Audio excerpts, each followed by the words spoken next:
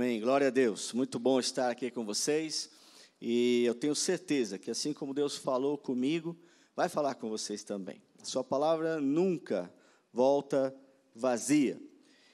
E o fruto do que eu quero compartilhar com vocês é algo que vem sido trabalhado, né? O pastor Marcos trabalhou Mefibosete, um homem que sofreu golpes na vida, logo na sua tenra infância, ele sofre aquele acidente, tem assim uma mutilação no seu corpo, e aquilo marcou ele, aquele episódio marcou ele, e ele ficou um bom tempo da sua vida marginalizado, ficou em Lodebar, e o Senhor o trouxe para a mesa. E além disso, eu venho trabalhando, lendo um livro, né, administrando os golpes da vida, porque quem é que não recebe golpes na vida, não é? Todos nós recebemos golpes. E aí tem vários personagens, e eu estava sendo muito edificado em cada um deles. Um deles era Mefibosete. Outro personagem que tinha ali também era José. José, antes de ser o governador do Egito, ele passa por várias situações muito difíceis, mas ele vai sendo administrado, e todas as coisas cooperam para o bem daqueles que amam a Deus, e Deus sempre tem um propósito. E na vida de José isso se revela. Tem a vida de Noemi também, não de Ruth. Interessante, né, que o autor, pastor Saulo, ele escolheu Noemi, porque Noemi é que tinha a revelação primária, ela que compartilhou com Ruth.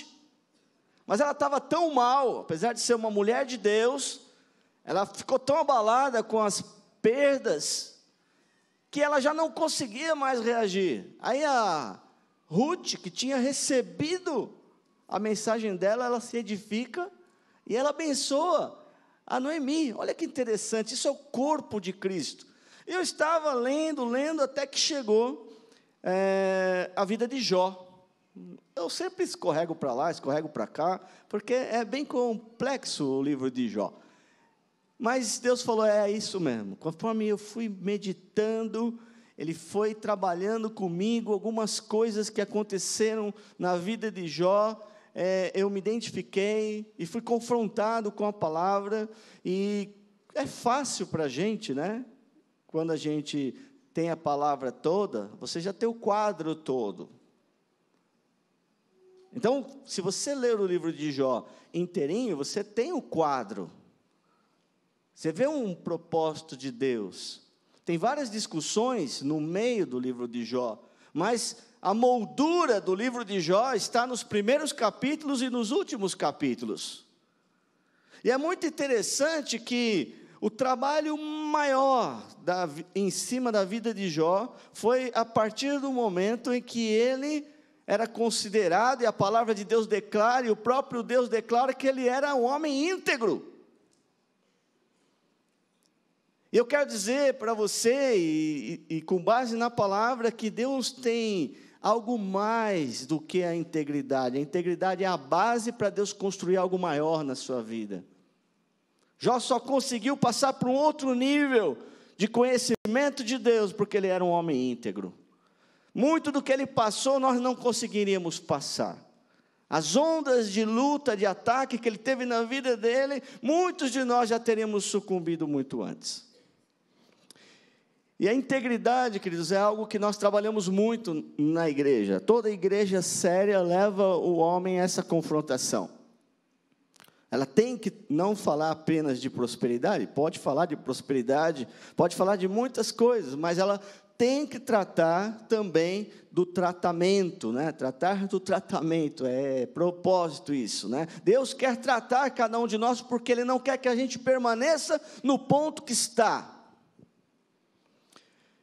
Um texto bem fundamental nisso tudo que nós vamos falar aqui, tem vários textos no Novo Testamento, mas em Filipenses capítulo 2, versículo 15, antes até de nós entrarmos na análise bíblico-expositiva do próprio livro, tudo que nós vamos falar aqui é baseado nos textos. A partir do texto nós teremos as mensagens, a estrutura da mensagem de hoje. Mas Filipenses 2,15, ele fala algo muito interessante. Ele fala que o propósito de Deus para nós é que nós nos tornemos irrepreensíveis e sinceros, filhos de Deus, ou em outra versão, para que venham a tornar-se puros, irrepreensíveis, filhos de Deus, inculpáveis, no meio de uma geração corrompida e depravada, na qual vocês brilham como estrelas no universo. A pastora Sônia até já pregou, né, que a gente possa brilhar como estrelas.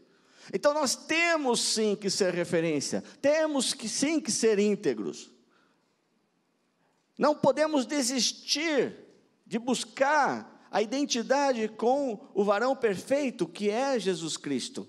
Ele é o nosso alvo não são pessoas, não são metas, nosso alvo é Cristo, que a gente possa refletir a glória dele. Mas vamos então para a história, vamos mergulhar nessa história de Jó, e vamos extrair aqui algumas lições importantes. Jó capítulo 1, versículo 1 diz assim: na terra de Uz vivia um homem chamado Jó. Era homem íntegro e justo, temia Deus e evitava fazer o mal. Tinha ele 7 filhos e 3 filhas, e possuía 7.000 ovelhas, 3.000 camelos, 500 juntas de boi, 500 jumentos, e tinha muita gente ao seu serviço. Era o homem mais rico do Oriente. Olha que interessante, né? Ser inteiro, ou seja, ele era íntegro, irrepreensível, ele era uma referência. Aquilo que a palavra de Deus fala de ser luz do mundo e sal da terra, Jó podia tranquilamente cumprir esse papel. Ele era uma referência. E o texto fala, né? Continua falando: os seus filhos costumavam dar banquetes em casa, um em cada vez, e convidavam suas 3 irmãs para comerem e beberem com eles. Terminado um período de banquetes, um ciclo de banquetes, Jó mandava chamá-los e fazia com que se purificassem. De madrugada ele oferecia um holocausto em favor de cada um deles, pois pensava: talvez os meus filhos tenham lá no íntimo pecado e amaldiçoado a Deus. Essa era a prática constante de Jó. Olha que interessante, Jó, além de ser um homem íntegro, temente a Deus, ele conseguia ter a sua casa em ordem. Ele conseguia ter 10 filhos, não é? A gente às vezes tem 1, 2, 3, já fica difícil juntar todo mundo, depois que eles crescem então, todos eles eram casados, ele juntava todo mundo, era realmente um ícone da cultura patriarcal. Inclusive Jó, ele era da mesma época do patriarca Abraão, né? Provavelmente, é uma história que corre em paralelo. Veja que Deus não opera apenas na raiz de Abraão, ele opera em outras partes também, e ele opera em Jó, ele se revela para Jó, assim como ele trabalhou com Moisés, e trabalhou com Jetro, que era de uma outra cultura, e inclusive abençoou Abraão. Deus é livre, essa é uma questão importante, sabia? A gente acha que a gente coloca Deus numa caixinha, e acha que ele opera apenas no nosso limitado ambiente, né? E nada disso. Deus é Deus. E eu tenho certeza que lá no céu a gente vai ter muita surpresa. Provável que a gente encontre gente que a gente não espera encontrar lá. E é provável que a gente não encontre um monte de gente que a gente pensa que ia estar lá. Porque Deus não olha a aparência. Deus vê o coração. E não é o título que você tem, o rótulo que você tem, de se declarar evangélico no censo, de frequentar uma igreja, de ser dizimista, de orar, expulsar demônio, um monte de coisa que vai te credenciar. Muitos chegarão naquele dia lá e dirão: Senhor, Senhor. Então, não, eu fiz isso, fiz aquilo outro. Você falou: não te conheço, meu. Palavra realmente difícil.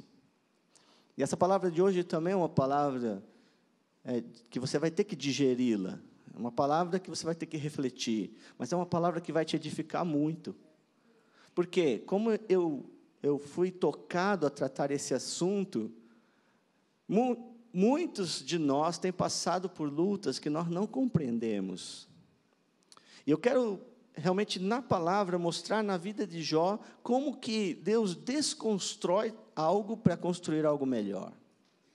Deus é assim, Ele não tira nada da nossa vida sem o propósito de trazer algo melhor. É que às vezes a gente está tão envolvido com aquilo que a gente está vivendo, que não dá para encaixar algo novo. Ele quer encaixar, Ele quer encaixar, Ele quer encaixar. E a gente não abre espaço, por amor Ele vai lá e abre espaço. E foi isso que aconteceu aqui. Jó, ele era íntegro, justo, temia Deus, evitava fazer o mal. Mas tem o adversário. E a primeira provação de Jó acontece logo no capítulo 1. Certo dia, os anjos vieram apresentar-se ao Senhor, e Satanás também veio com eles. Versículo 6. O Senhor disse a Satanás: de onde você veio? Satanás respondeu ao Senhor: de perambular pela terra e andar por ela. Disse então o Senhor a Satanás: reparou em meu servo Jó? Não há ninguém na terra como ele, irrepreensível, íntegro, homem que teme a Deus e evita o mal. E aí Satanás, com a sua perspicácia, diz assim: será que Jó não tem razões para temer a Deus? Respondeu Satanás: acaso não puseste uma cerca em volta dele, da família dele e de tudo que ele possui? Tu mesmo tens abençoado tudo que ele faz, de modo que os seus rebanhos estão espalhados por toda a terra. Mas estende a tua mão e fere tudo que ele tem, e com certeza ele te amaldiçoará na tua face. Aqui nós temos um primeiro dilema, E o primeiro enfrentamento aqui. Ora, se ele era justo, íntegro, temente a Deus, e a palavra de Deus fala, que nós temos uma cobertura sobre nós, o princípio da semeadura e da colheita, da retribuição, está tudo aí. Mas, primeiro, que Deus se propõe a dialogar com Satanás. Esse é um dilema grave, Por que que Deus faz isso? E eu quero dizer para você, no livro de Jó existem muitos porquês, e Deus não respondeu nenhum desses porquês. Ele responde com outras questões maiores. Sabe, Deus não quer ser enquadrado pelo homem. O princípio está vigorando, só que existe o princípio da soberania de Deus, que está acima de todo o princípio. Ele faz do jeito que Ele quer, do modo que Ele quer, no tempo que Ele quer. Lembro até hoje, eu já falei em vários cursos que eu dou, logo no início, ali, quando eu estava como líder de célula, um abençoado membro da célula era o pastor Kamal, que não era pastor na época, ele estava num processo de conversão. Eu costumo dizer aqui que ele era aquele cara, sabe, na célula sempre tem aqueles caras que fazem as perguntas difíceis, Aí ele passou por uma célula, passou por outra e tal, aí o pastor Fernando falou: vai para a célula eu não era nem pastor na época, vai para a célula do Wilson lá, você vai ficar lá na célula dele. O pastor já me abençoava desde aquela época para eu poder crescer. Eu cheguei lá na célula e estamos lá falando dos problemas e tal, como a gente tem que tomar cuidado com o adversário e tal. Aí ele chegou para mim e falou: pastor, posso fazer uma pergunta? Não sei se eu era pastor ou não, mas eu posso fazer uma pergunta? Pode. Eu quero saber por que Deus não acabou com esse desgraçado de Satanás ainda, deixa ele solto para ficar atazanando a gente. Eu não entendo por quê. Por que ele já não acabou com a raça daquele desgraçado? Olha a perguntinha do cara, quase que tumultuou a minha célula. Eu lembro que eu puxei dos arquivos lá dos meus estudos e leituras, e fiquei lá, sinceramente, queridos, eu fiquei acho que uma meia hora argumentando com ele sobre a batalha cósmica, sobre aquilo que acontece no universo, que Deus queria provar para anjos e principados, que o homem consegue vencer o pecado, então ele deixa o Satanás ali, para que o homem possa resistir, e vencer a Satanás, e comecei a realmente construir toda uma explicação para ele. Terminei e falei, bom, agora o cara está satisfeito, né? Ele falou, olha, bacana isso aí que você falou, tal, mas eu ainda não me conformo, não entendo por que ele não acabou com o desgraçado. Sinceridade, né? Quem que já não pensou por que Deus ainda não acabou com ele? Né? Que atire a primeira pedra aí, né? Aí, eu já não tinha mais argumento, né? Aí o irmão Carlos, né, chegou um tempo a ser contador aqui da igreja, contador não, tesoureiro da igreja. E ele chegou, eu estava quieto, já tinha esgotado todo o meu argumento. Aí ele falou, posso falar? Falei, pode, né, não tem mais o que eu falar mesmo, né? Aí ele chegou, Camal, é o seguinte, sabe por que Deus não acabou com o diabo ainda? Ele falou, não, é exatamente isso que eu quero saber. Ele falou, porque ele é Deus, e no tempo e no jeito dele, ele vai acabar com ele. Ele falou, agora estou satisfeito, né? Caramba, meu, eu não precisava perder tanto tempo. E Jó ficou aqui, se você pegar o livro de Jó inteiro, ele fica numa discussão, os seus amigos entram naquela discussão e vira um balaio, fica filosofando, fica trabalhando em cima da teologia da culpa, e eles ficam querendo culpar Jó, e Jó fica se carregando para lá e para cá, se justificando, e fica aquela falação, parece aquela discussão inútil que tem de arminiano com calvinista, coisa estúpida que os homens fazem. Que porque não entendem Deus, ficam discutindo entre si.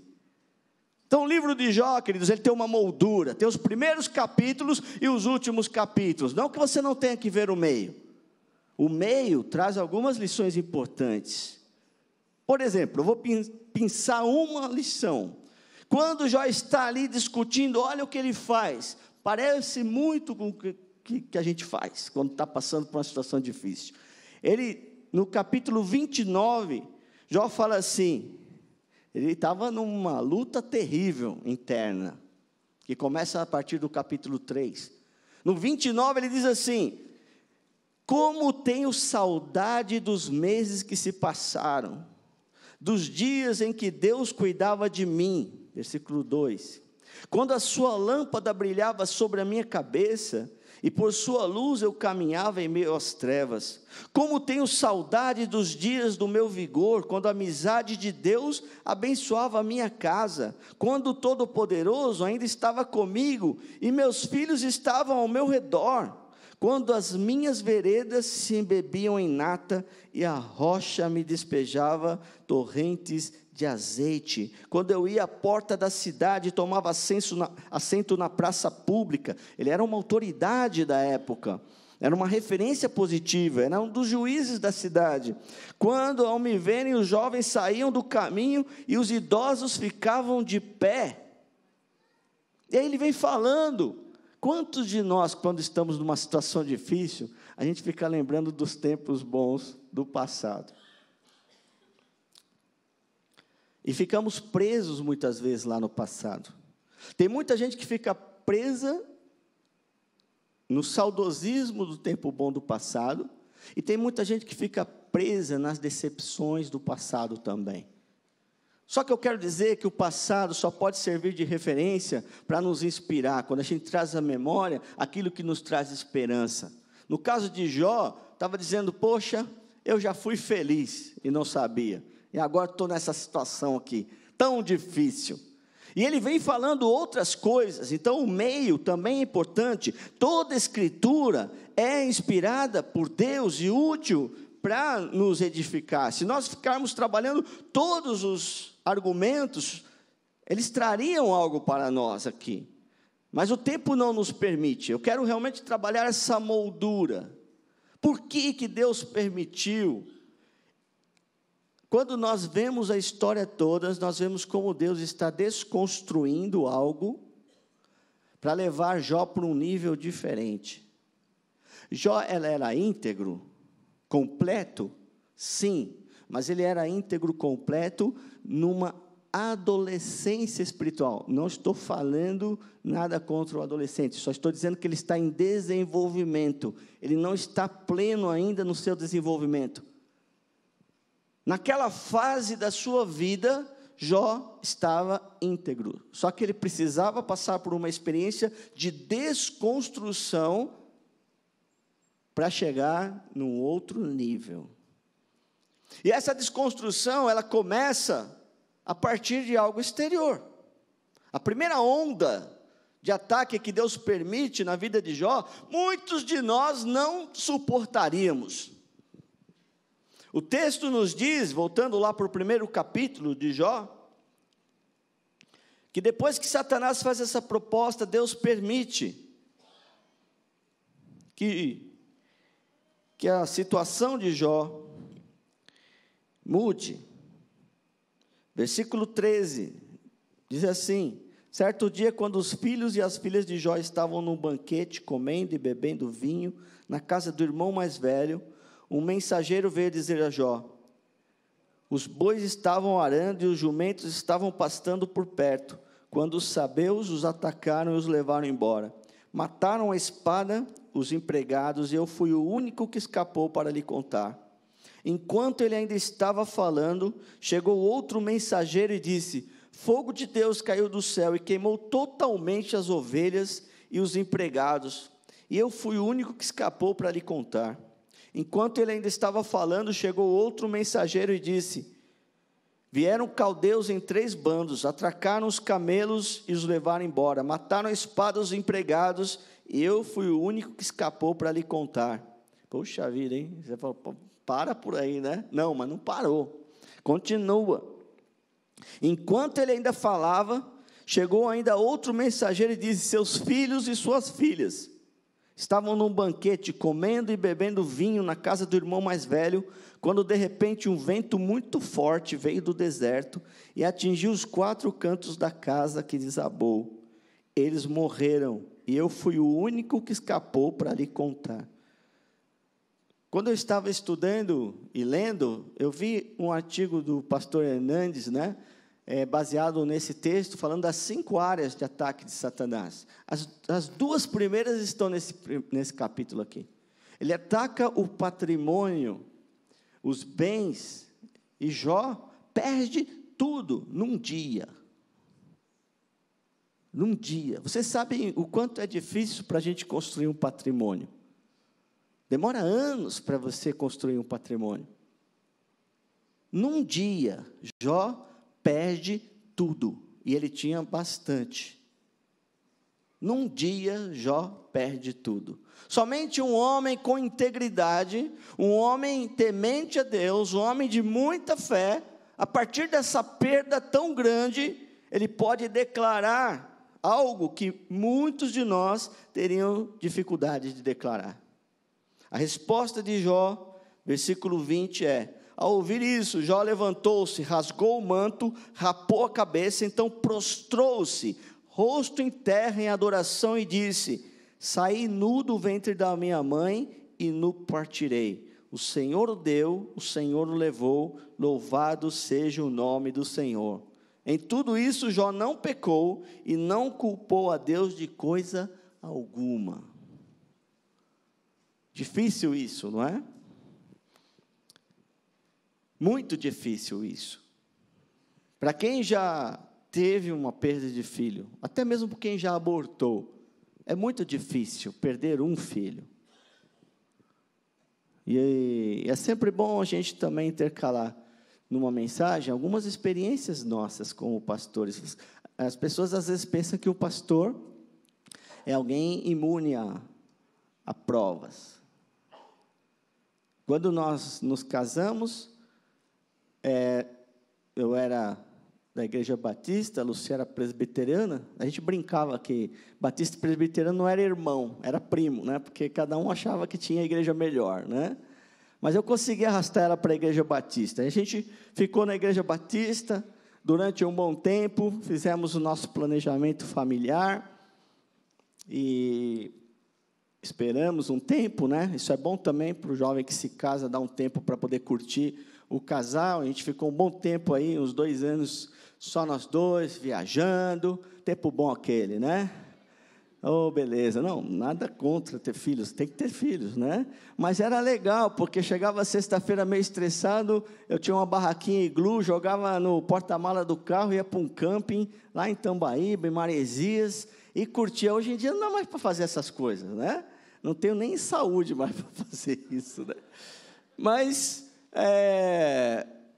a gente planejou tudo, queridos. E aí a Lucy engravidou, depois de 2 anos, e a gente preparou a casa, fez tudo legalzinho, deixou o quartinho lá, já descobriu pelo ultrassom que era um menino, já discutimos, oramos em cima do nome, era o Lucas, e o Lucas nasceu, e o Lucas teve problemas.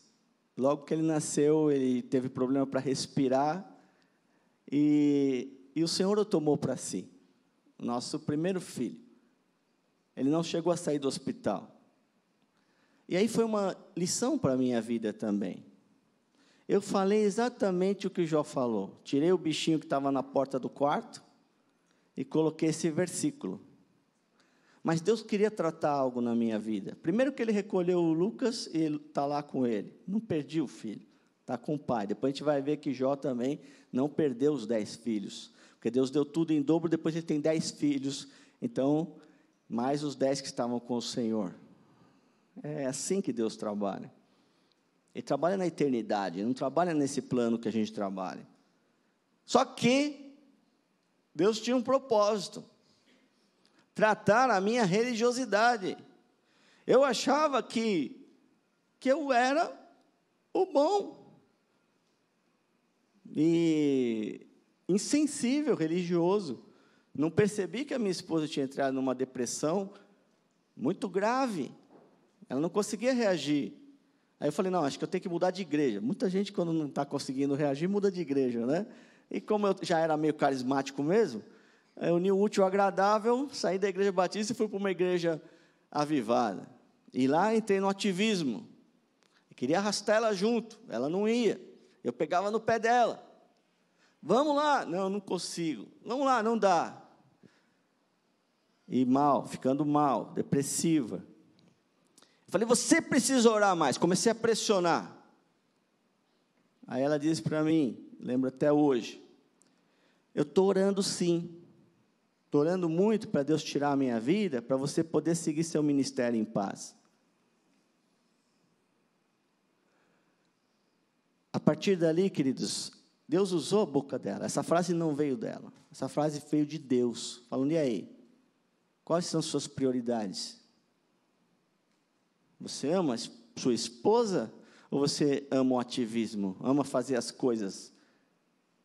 Eu não te chamei para fazer coisas, eu te chamei para amar pessoas. E a primeira pessoa aí, você está deixando ela aí, em casa mal, e está indo querer abençoar outras vidas. Cheguei para o pastor lá, falei, pastorzão, fui. Não, como assim? Pastor, tem que cuidar da minha esposa. Orei para Deus, falei, Deus, e aí? Sozinho eu não estou conseguindo, fiz muita bobagem, ela está chateada comigo. Aí eu senti do Espírito Santo que eu tinha que me aproximar de outras pessoas que tinham andado com a gente há um tempo atrás. Nosso amigo Capela, estava aqui, né? Ele era da nossa igreja lá, Batista. Quando ele se converteu, eu discipulei ele. E ele tinha vindo para a igreja IEFA. Antes da Edificando, era uma outra igreja. Aí o Senhor falou, eu senti Ele falando para mim, você vai para aquela igreja lá, porque tem pessoas lá que vocês podem caminhar juntos. Eu falei, Deus, eu não quero ir para aquela igreja, Deus. Por quê? Porque eu era muito doutrinado. Aquela igreja antiga tinha alguns problemas doutrinários que eu não concordava, né? E eu falei, mas Deus, eu não quero ir para aquela igreja. Sabe aquele negócio de Pedro, não vou comer disso. Ele falou, não diga que é imundo aquilo que eu santifiquei, você vai para lá. Aí eu quis dar uma de bom, né? Aliás, nunca discuta com Deus, você vai perder. Não tem como. Aí eu argumentei, falei, tá bom, Deus, então é o seguinte, eu vou, mas vou ficar em silêncio. Ele falou, é exatamente isso. 2 anos de silêncio, queridos. A igreja estava se formando ainda, num colégio, e eu falei, estou aqui para servir, mas não vou falar nada. Eles falaram, tudo bem, então vamos servir. Carregar a cadeira, armar o som, ajudar as coisas, guardar carro lá fora. E eu era o vice-moderador lá da igreja. Quando não tinha pastor e quando a igreja era pequena, ficava sem pastor. Então eu ficava tomando conta, né? Pastoreando a igreja.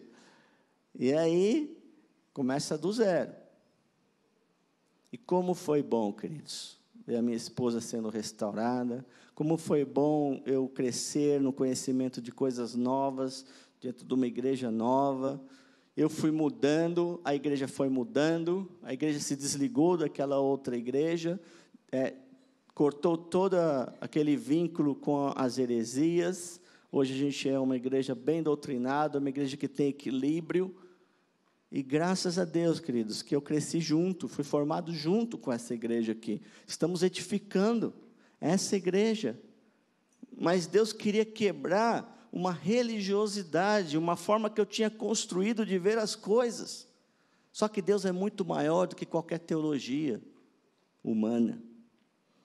Deus não se limita por caixinha nenhuma que os homens criam. Aliás, o próprio termo teologia é uma falácia. Como que o homem pode querer explicar a Deus? Não existe isso. E Deus também não se presta a esse tipo de coisa.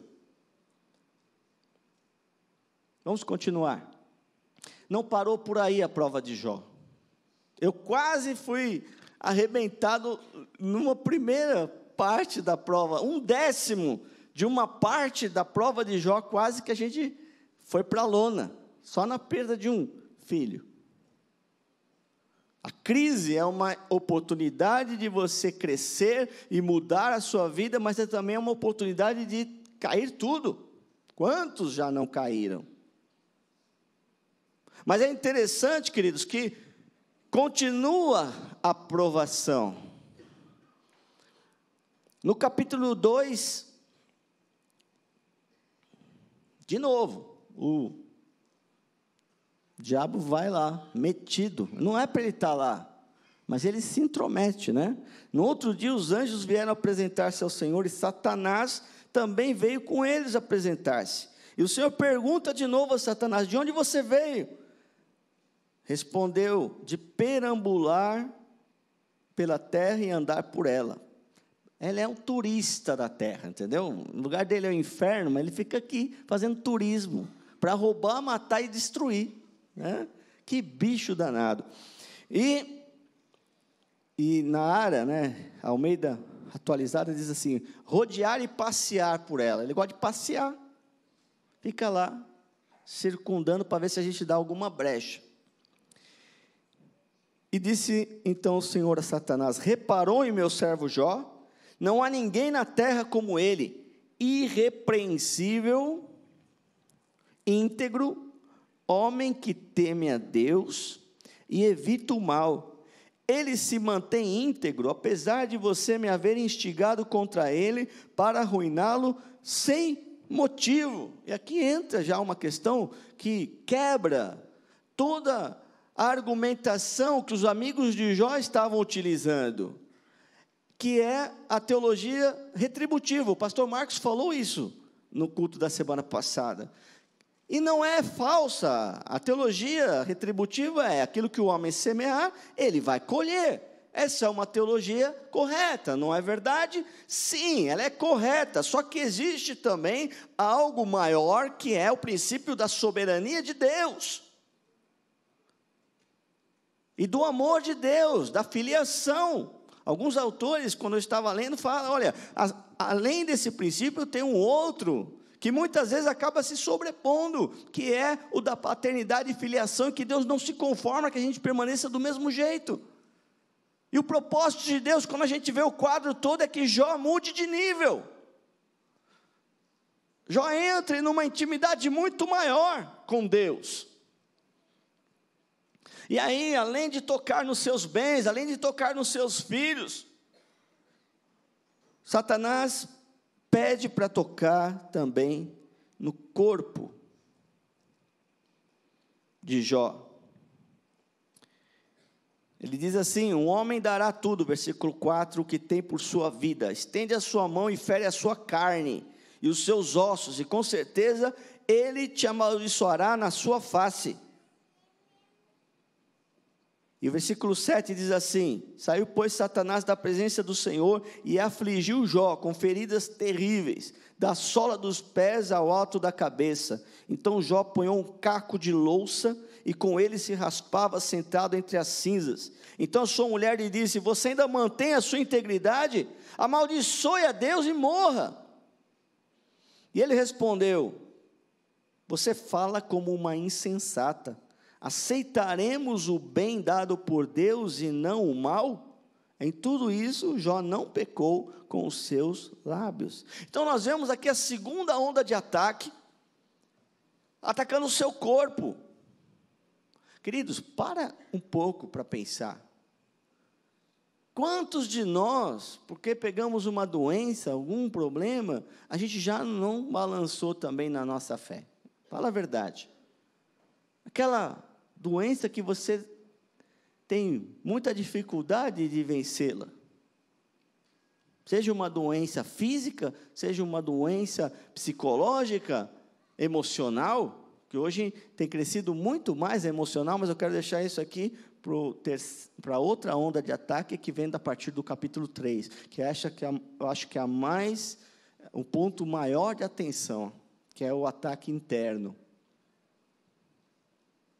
Essa parte externa, queridos, principalmente na cultura de hoje, qualquer dor que a gente tem, o que a gente faz? Vamos lá, vamos confessar. Você tem a primeira dor, você vai lá e já vai no médico, tal, ou você toma o quê? Aquilo que se chama de analgésico, não é? Muita gente está quase morrendo aí de dengue, porque está tomando um medicamento que mascara a dengue. Muita gente está morrendo porque não está tratando o problema maior. E Deus queria tratar um problema maior dele. E para isso Ele permite primeiro que as suas estruturas externas de apoio sejam abaladas. A estrutura econômica, muita gente se esconde atrás do seu patrimônio, do seu bem-estar, e acha que não precisa de Deus. Muitos só vêm para Deus quando perdem tudo. Muitos só vêm para Deus quando sofrem uma grande perda. É assim, Deus nos ama tanto que não deixa a gente permanecer lá naquele lugar. E muitos vêm para Deus também pelas enfermidades, que Deus permite para que a gente veja que nós somos pó. E Ele não coloca uma redoma sobre os seus filhos, de forma que nada nos atinge. A chuva cai sobre os maus e os bons. Senão todo mundo ia querer ser crente, não é verdade? Não acontece nada com o cara lá, ele não fica doente, ele não perde negócio, não perde dinheiro, tudo dá certo na vida dele. Mas eu quero dizer, queridos, que a resposta verdadeira daquele que teme a Deus não é o fato de você ter ou não ter, mas é o fato de você permanecer. E a resposta que você dá diante da provação e da adversidade é que vai mostrar que você tem um Deus maior do que os seus problemas, lutas e dificuldades. Deus é maior e basta uma palavra dele para tudo mudar. Mas para a gente permanecer firme, nós temos que lançar as nossas âncoras na rocha que é Cristo. Tem que ter uma base bem firme. Jó tinha essa base firme e ele conseguiu passar por essas duas ondas de ataque grandes do inimigo. Agora no capítulo 3 nós vemos uma outra onda. E eu nem vou falar da abençoada mulher dele também, né? Vocês ficaram pensando que eu tinha esquecido, não é? Poxa, o cara está numa pior. Isso serve tanto para homem quanto para mulher. Quando o seu cônjuge está numa situação difícil, queridos, não vem dar aquele empurrãozinho para ele cair no abismo. Pô, o cara está numa situação difícil, ela fala, amaldiçoa logo a Deus e morre. Olha que palavra do inferno, não é verdade? E olha como Deus é bom, né? Depois, até uma irmã me perguntou depois do culto, né? Quando Deus dá tudo em dobro para ele tem mais 10 filhos. Aí a irmã perguntou, pastor, com quem que ele teve os filhos? Porque ela achou que ele tinha se divorciado daquela mulher. Eu falei, não, com a mesma mulher. A Bíblia não falou que ela morreu e que ele teve outra mulher. Deus restaurou até o casamento, né? Ela mudou. Parou de falar palavras ruins, né? Mas, cara, esse também foi um ataque. Se você for considerar a onda de ataque, né? Deus usou a própria mulher dele. E os amigos? Vamos lá para os amigos. Finalzinho do capítulo 2, a gente já vai entrar no 3. Tem um pouco de paciência, né? A pregação bíblica expositiva é assim mesmo. A gente vai detalhando. Mas é bom variar de vez em quando, tá bom? Se ficar todo dia assim, toda pregação assim, vocês cansam. Mas por isso que a gente faz de vez em quando. Vamos lá. Os amigos de Jó. Quando 3 amigos de Jó, Elifaz de Temã, Bildade de Suã e Zofar de Naamate, souberam todos os males, saíram cada um da sua região, combinaram encontrar-se para juntos irem mostrar solidariedade a Jó e consolá-lo. Até aí tudo bem, ótimo. E aí continua. Quando viram a distância, mal puderam reconhecê-lo. A situação estava muito feia mesmo. E começaram a chorar em alta voz. Cada um deles rasgou o seu manto e colocou terra sobre a cabeça. Depois os 3 se assentaram no chão com ele durante 7 dias e 7 noites. Ninguém lhe disse uma palavra, pois viam como era grande o seu sofrimento. Queridos, 7 dias e 7 noites, sem uma palavra. Difícil, né? A gente tem um retiro aí, que eu não posso dizer qual que é, que as pessoas têm que ficar quietas durante 2 dias. E já é difícil pra caramba as pessoas ficarem quietas durante 2 dias, não é verdade? O cara tem que falar. Mas eles ficaram, a situação era tão grave que durante 7 dias, e até aí estava tudo bem. Só que, a partir desse silêncio, dos seus amigos que vieram consolá-lo, aliado ao silêncio de Deus, porque nós vamos ver as queixas de Jó, no meio do livro de Jó, ele questiona muito, e aquele texto que a gente falou, puxa, Deus era meu amigo, Ele estava comigo, Ele falava comigo, eu não estou conseguindo. Às vezes, no meio da tempestade, ou Deus não fala, ou nós não conseguimos ouvir. Aqui dá a entender que Deus não estava falando, porque depois Deus fala. Esse silêncio de Deus, quando ou Ele não fala, ou você não consegue escutar a Deus, presta atenção, essa parte é bem importante. Nós estamos entrando num nível de batalha que não é mais exterior, não é mais nos bens que a gente possui, não é mais na família, que também é difícil. Mas aqui ele entra no nível de batalha existencial. Ele entra no nível de batalha na crise do ser. E na crise de quem Deus é e de quem Ele é. Essa é a maior crise que nós podemos ter. E é isso que me impulsionou a trazer essa mensagem nessa noite. Eu quero dizer, queridos, que quando nós entramos nessa crise, nós temos que ter fundamentos para passar por ela.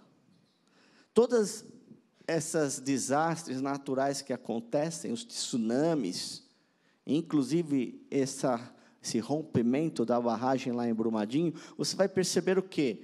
Que existem alguns pontos altos, inclusive neles tinham algumas câmeras, que esses lugares não foram atingidos. Quando nós passamos por essas lutas, nós temos que nos apegar àquilo que a palavra de Deus diz que Deus é e que a palavra de Deus diz que nós somos.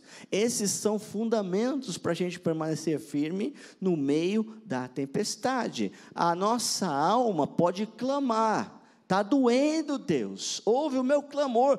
Os salmos inspirados por Deus de Davi, Davi clama pelo socorro do Senhor. Jó também clama, ele não, olha, percebe, Deus não acusou Jó.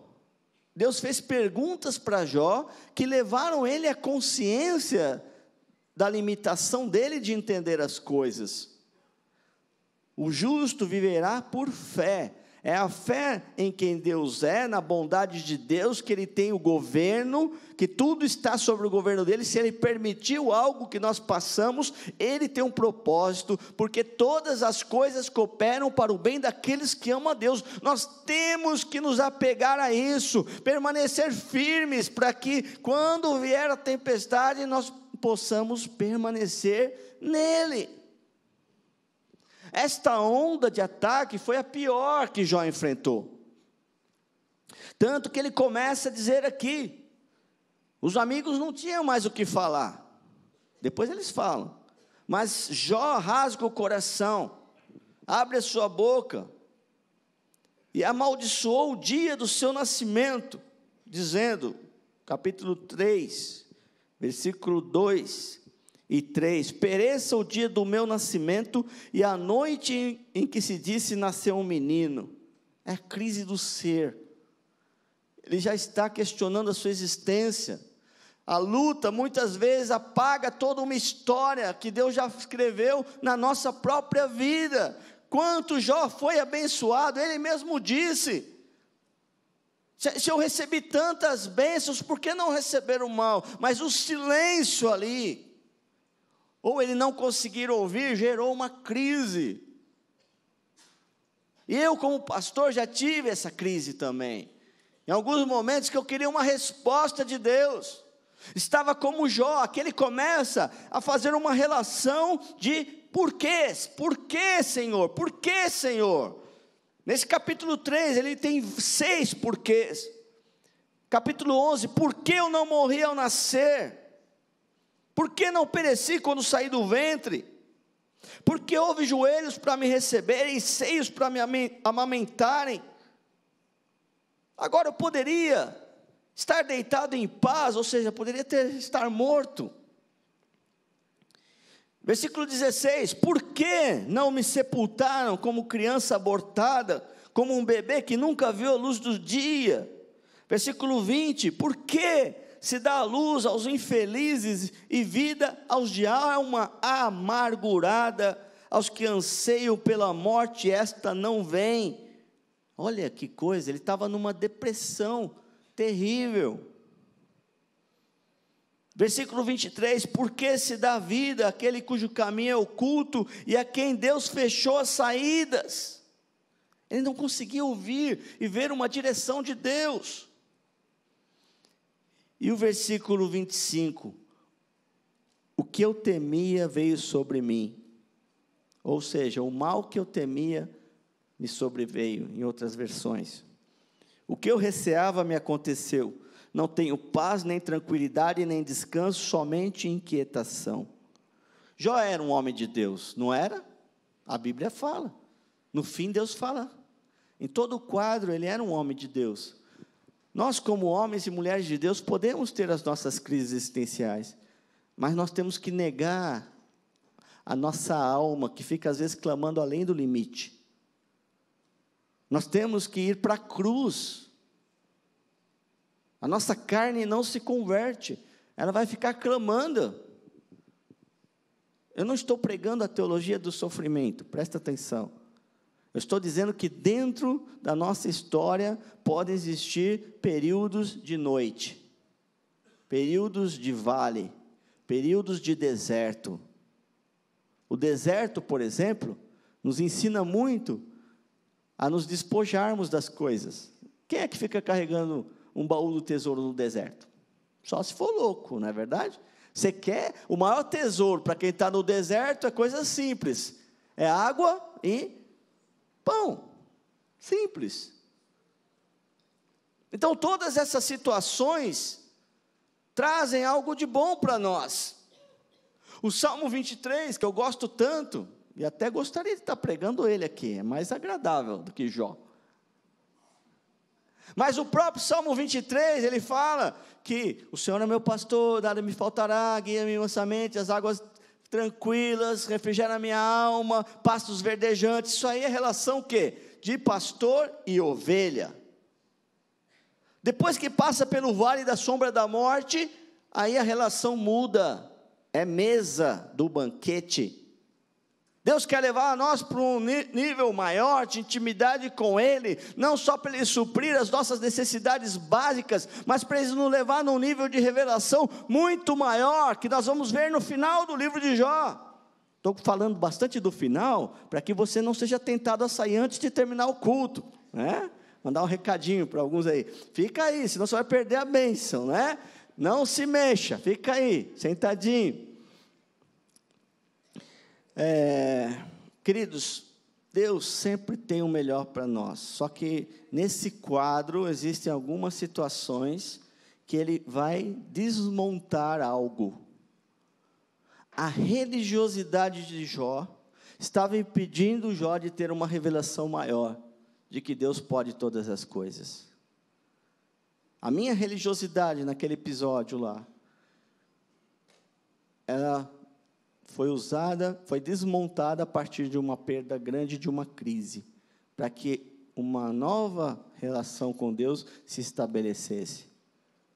Hoje eu tomo muito cuidado com a defesa de dogmas.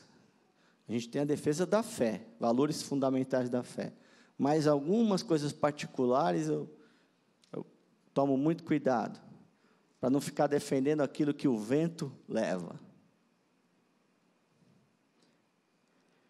E ele continua aqui, queridos, rasgando o coração. 6 porquês. Ele não amaldiçoa Deus, mas ele amaldiçoa a própria vida. Só que a vida é um dom de Deus. Ele já estava numa crise muito grande. E eu quero dizer o seguinte, queridos. Jó fez todas essas perguntas.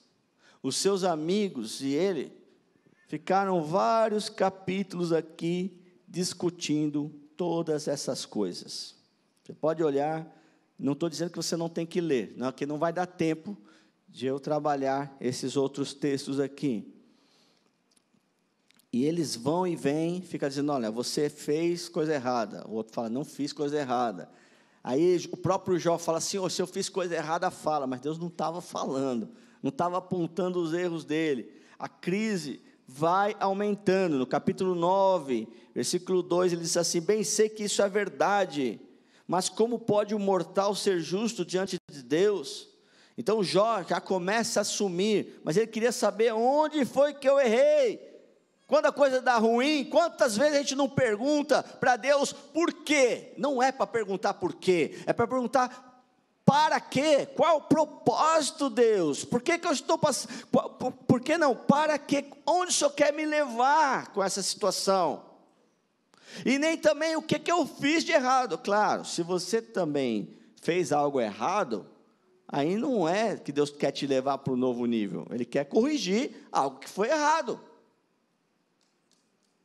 Então, eu estou falando para uma situação em que não tem um erro concreto. E mesmo que você fez algo errado, Deus quer liberar perdão para você, desde que você tenha um arrependimento, desde que você entenda que tem parte naquilo que você está sofrendo do seu erro. E cresça com isso também. O objetivo de Deus é sempre o nosso crescimento. Nesse texto aqui, nós vemos também algo importante que eu aprendi logo que eu me converti, né? Eu me converti, se bem que eu me converti bem antes de ser advogado, mas depois que eu era advogado, eu queria defender tudo, até inclusive Deus. Aí na palavra eu entendi que Deus não precisa de advogado. Você não precisa defender Ele. Ele mesmo se defende. Ele tem o advogado com ele lá, né? Ele tem todo o poder, não precisa de mim, né? Aí eu parei de discutir opinião, querer fazer a defesa, não da fé, mas a defesa de Deus. Nós perdemos a oportunidade de pregar o Evangelho, porque nós ficamos fazendo a defesa de Deus e da fé, indo contra a fé do outro sujeito. Não, Você tem que acreditar com as suas atitudes, com a sua vida, mostrar Deus, a sua fé em obras e palavras, e isso vai prevalecer sobre as trevas que estão sobre a vida dele. Não precisa discutir opinião. Você tem que mostrar a supremacia da luz sobre as trevas. Isso é muito simples. É só ligar o interruptor. Quando a luz de Deus vem, não tem oposição das trevas. Vamos para a parte final da moldura, senão a gente não fecha o quadro, né? No capítulo 38, depois, como diz, de um longo e tenebroso inverno, não é? Em que todo mundo ficou elucubrando, discutindo opiniões aqui, e sempre baseados numa premissa limitada, que era vigente à época, que era o princípio da retribuição. Era isso que vigorava. Lembra? Olho por olho, dente por dente. Sempre assim funcionava lá. Cortou, fez o mal para alguém, vai sofrer o mal também. É sempre assim. Tudo que a semeadura e a colheita era assim, o único princípio absoluto daquela época. Só que aqui Deus vai revelando algo novo, já preparando a graça, já preparando o governo do Cristo, que não veio para acusar e condenar ninguém. E aí, capítulo 38, então o Senhor respondeu a Jó, no meio da tempestade.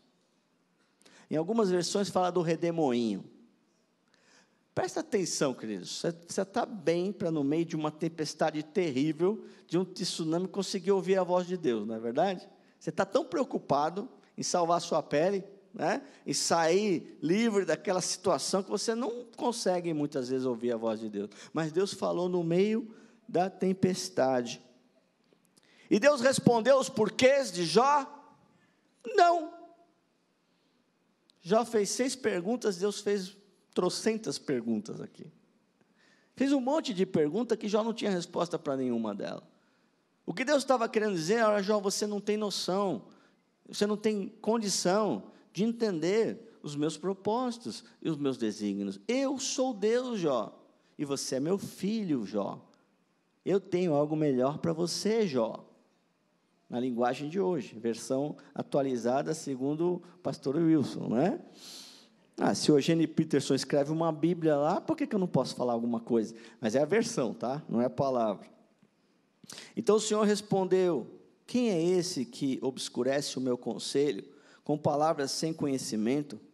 Prepare-se como simples homem, eu vou lhe fazer algumas perguntas. Onde você estava? Ele começa a citar várias situações que Jó não tinha a mínima ideia como é que Deus fez aquilo tudo. No capítulo 40,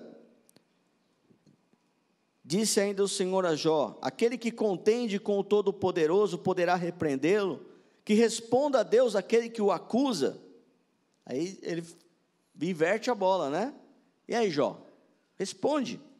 Então Jó respondeu, versículo 4, sou indigno. Como posso responder-te? Ponho a mão sobre a minha boca.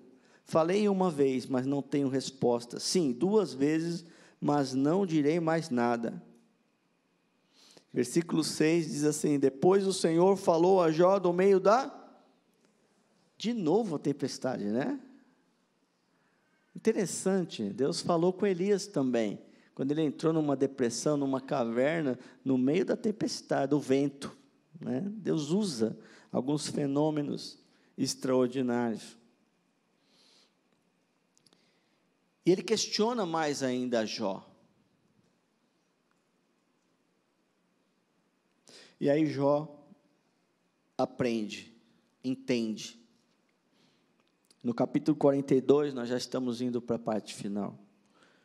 Então Jó respondeu ao Senhor, sei que podes fazer todas as coisas. Nenhum dos teus planos, ou propósitos, ou desígnios pode ser frustrado. Tu perguntaste, quem é este que obscurece o meu conselho sem conhecimento? Certo é que eu falei de coisas que eu não entendia, coisas tão maravilhosas que eu não podia saber. Tu disseste, agora escute, eu falarei, Vou fazer-lhes perguntas e você me responderá. Versículo 5. Meus ouvidos já tinham ouvido a teu respeito, mas agora os meus olhos te viram. Por isso, menosprezo a mim mesmo e me arrependo no pó e na cinza. Jó entendeu que Deus estava levando ele para um novo nível. Você precisa entender, e eu tenho certeza que essa palavra foi liberada nessa noite, assim como foi liberada para mim, porque tem muitos aqui que estão passando por lutas, dificuldades, e as lutas interiores são piores do que as exteriores. Eu não tinha nem entendido porque teve algumas situações de libertação de manhã aqui, mas é porque essas coisas aprisionam a nossa alma, e o inimigo quer nos manter cativos, e assim como de manhã hoje houve libertação, agora à noite vai ter também. Você não vai sair daqui com acusação do inimigo, não vai sair com fardo nas suas costas, porque ele está dizendo: vinde a mim todos que estáis cansados e sobrecarregados, e eu vos aliviarei. Entrega o teu caminho ao Senhor, confia nele, e o mais ele fará. Você não precisa continuar tomando conta da sua vida, porque ele quer tomar conta da sua vida. Se precisar, ele vai carregar você no colo, vai te levar, passar pelo vale da sombra da morte, mas ele vai te levar para a mesa do banquete.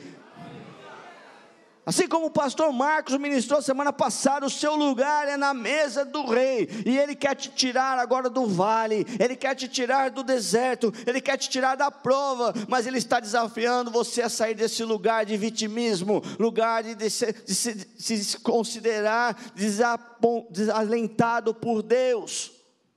Deus está com você, em todo o tempo ele está com você, e ele é bom, em todo o tempo ele é bom.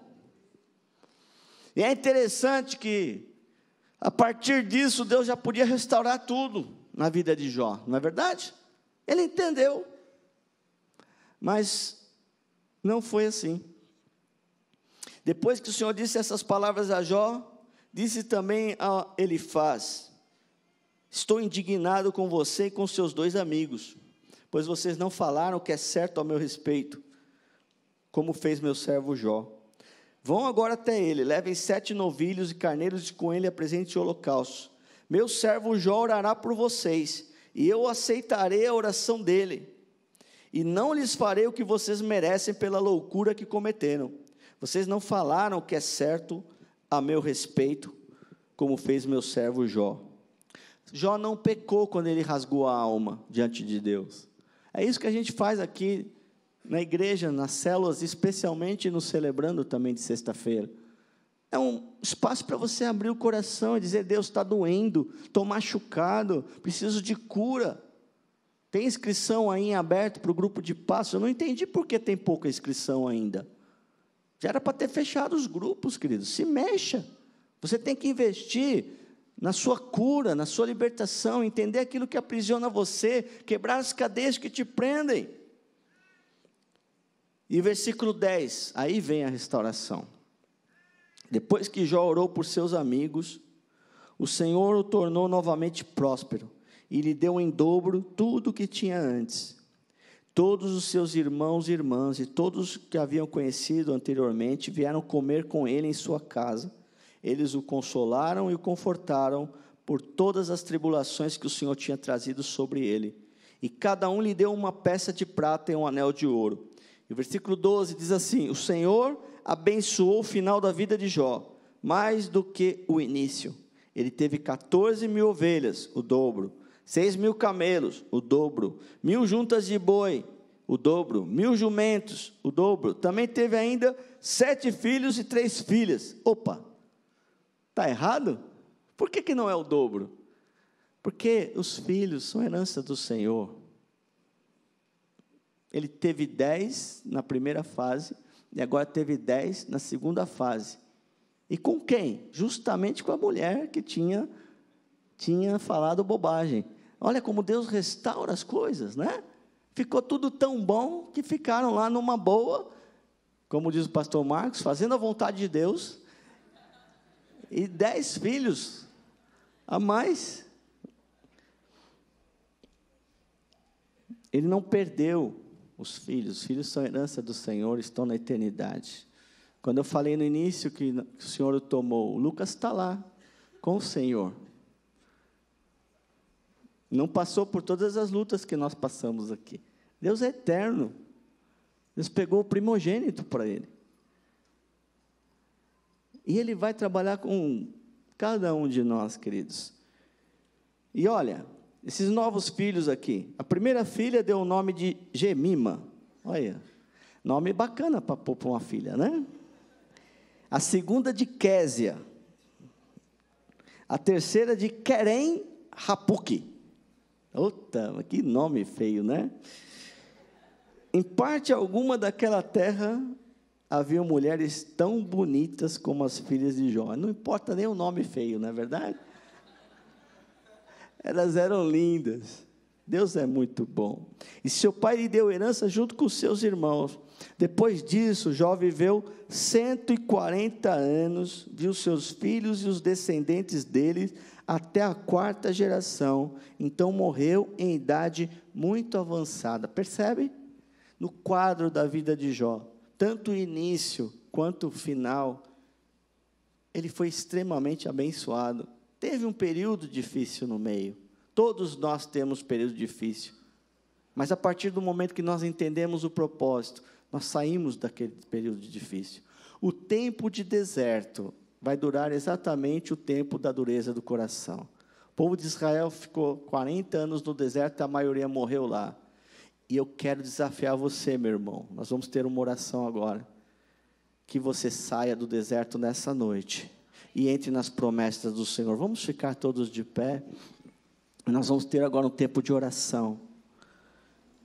Em nome de Jesus, queridos, não saia daqui como você entrou. Se você entrou aqui aprisionado por alguma situação, o Senhor quer te libertar. Se você entrou aqui e ainda não recebeu Jesus como Senhor e Salvador da sua vida, não basta apenas você crer, você tem que confessar com a sua boca, se arrepender de uma vida independente de Deus e entregar a vida para que Ele tome conta.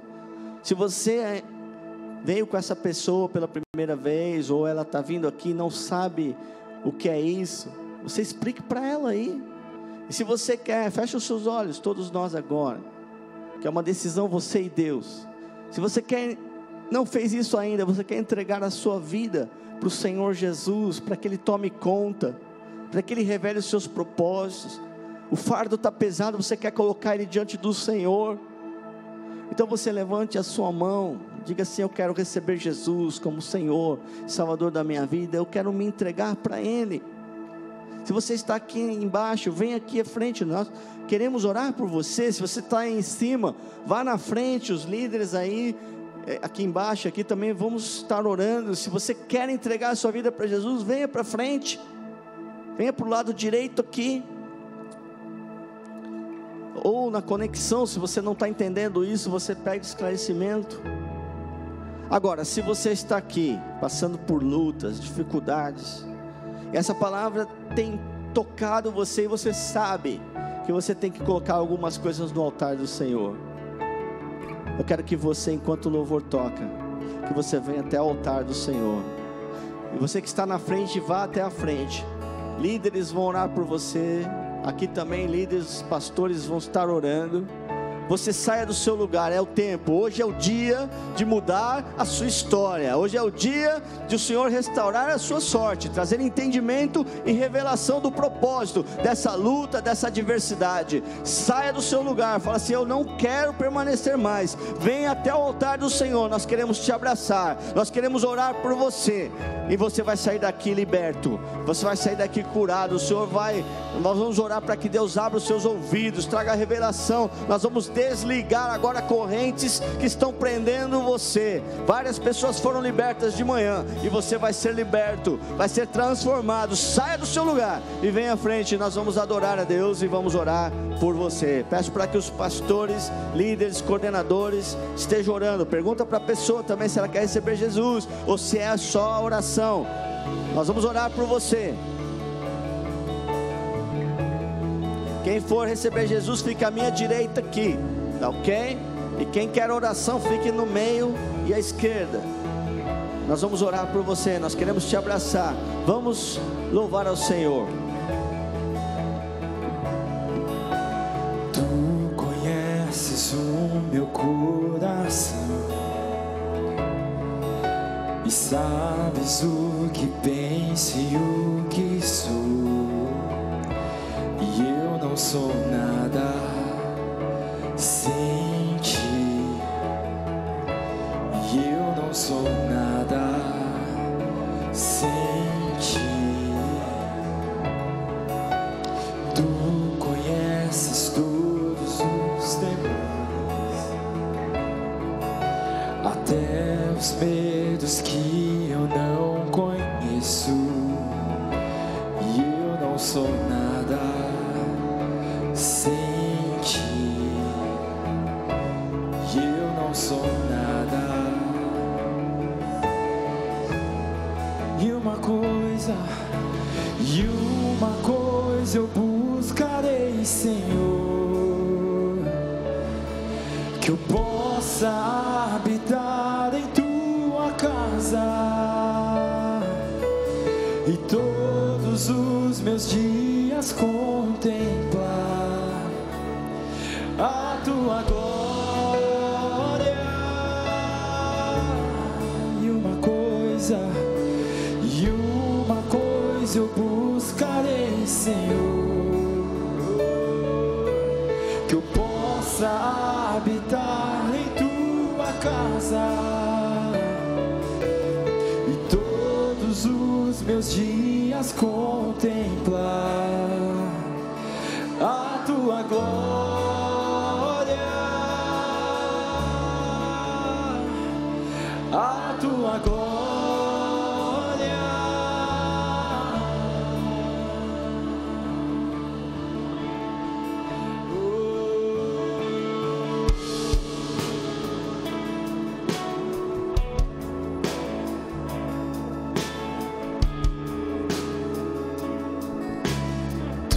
Conheces todos os meus temores e sabes que eu preciso do Senhor,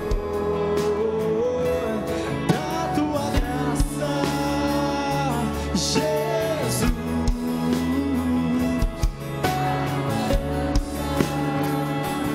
Vamos declarar mais uma vez.